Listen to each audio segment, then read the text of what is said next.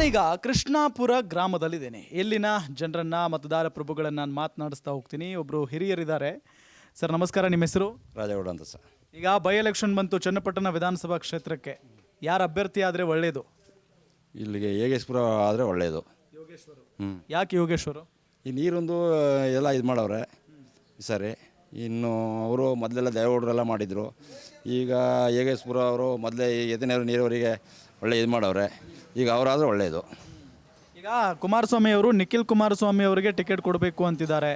ಇಲ್ಲಾಂದರೆ ಅವರ ಸಹೋದರಿ ಇದ್ದಾರಲ್ಲ ಡಾಕ್ಟರ್ ಮಂಜುನಾಥ್ ಅವ್ರ ವೈಫು ಅನಸೂಯ ಅವರು, ಅವ್ರಿಗೆ ಟಿಕೆಟ್ ಕೊಡಬೇಕು ಅನ್ನೋ ಮಾತಿದೆ. ಸೊ ಅವ್ರಿಗೆ ಕೊಟ್ಟರು ಒಳ್ಳೇದಾ ಅಥವಾ ಏನು ಸಿ ಪಿ ಯೋಗೇಶ್ವರ್ ಅವ್ರಿಗೆ ಕೊಡಬೇಕಾ? ಈಗ ಅವರು ಎರಡು ಪಾರ್ಟಿ ಒಂದಾಗಿದೆ, JDS BJP ಎರಡೂ ಇದು ಮಾಡ್ಕೊಂಡು ಈಗ ಅವ್ರು ಮಾಡ್ಕೊಂಡ್ರು ಒಳ್ಳೆಯದೇ, ಇವ್ರು ಮಾಡ್ಕೊಂಡ್ರು ಒಳ್ಳೆಯದೇ.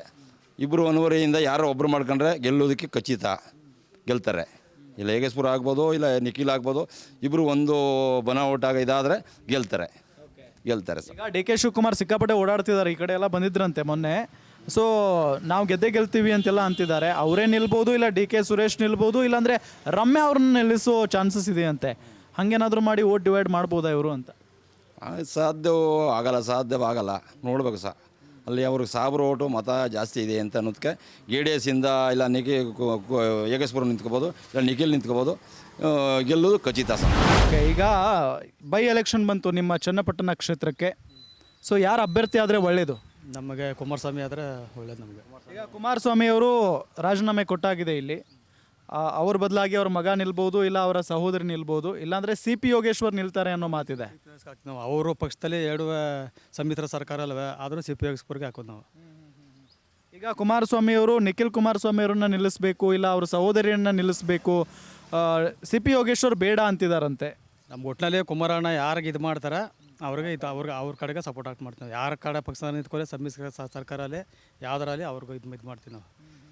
ಈಗ DK ಶಿವಕುಮಾರ್ ಸಿಕ್ಕಾಪಟ್ಟೆ ಓಡಾಡ್ತಿದಾರಂತ ಈ ಕಡೆ. ಹೌದು ಔಟ್ ಆಗುತ್ತಾ? ಹೇಳೋಕ್ಕಾಗಲ್ಲ, ಜನ ಮೇಲೆ ಡಿಪೆಂಡ್ ಆಗುತ್ತೆ ಸರ್. ಅದೆಲ್ಲ ಏನು ಮಾಡೋಕ್ಕಾಗಲ್ಲ. JDS ಸರ್ಕಾರ ಇರೋದ್ರಿಂದ, ಕುಮಾರಣ್ಣ ಇರೋದ್ರಿಂದ ಏನು ಹೇಳೋಕ್ಕಾಗಲ್ಲ. ಯಾಕೆಂದರೆ DK ಶಿವಕುಮಾರ್ ಅವ್ರಿಗೆ ಅವ್ರಿಗೂ ಐತೆ, ಅವ್ರಿಗೂ ಅಲೆ ಇದೆ. 50-50 ಆಗ್ಬೋದು ನನ್ನ ಪ್ರಕಾರ. CP ಯೋಗೇಶ್ವರ್ಗೂ ಇದೆ, ಅವ್ರಿಗೂ ಇದೆ. ಕೆಲವರು ಹೇಳ್ತಿದ್ದಾರೆ DK ಶಿವಕುಮಾರ್ ಅವ್ರಿಗೆ ಈಗ ಚನ್ನಪಟ್ಟಣದ ಮೇಲೆ ಪ್ರೀತಿ ಬಂದ್ಬಿಡ್ತಾ ಅಂತ. ಅದೇನೇ ಈಗ ಕನಕಪುರ ಕ್ಷೇತ್ರ ಐತೆ ಅವ್ರದ್ದು. ಈಗ ಚನ್ನಪಟ್ಟಣ ಬಂದಿರೋದ್ರಿಂದ ಅದೇ ಸರ್ ಹೇಳೋಕ್ಕಾಗಲ್ಲ ಸರ್. ಜನಗಳು ಯಾವ ಥರ ಅಂತ ಹೇಳೋಕ್ಕಾಗಲ್ಲ. 50-50 ಇರುತ್ತೆ ನನ್ನ ಪ್ರಕಾರ ಅಷ್ಟೇ.